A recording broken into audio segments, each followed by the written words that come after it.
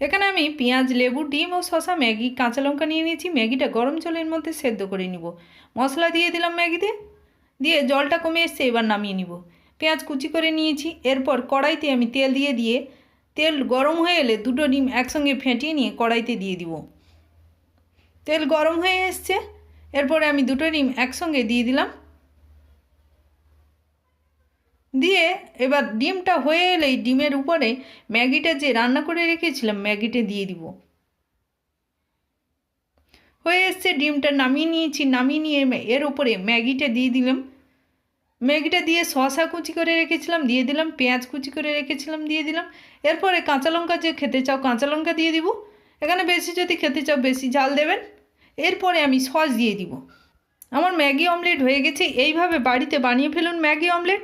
আর খেতে খেতে ভুলবেন না কিন্তু লাইক, শেয়ার ও সাবস্ক্রাইব করতে। নমস্কার।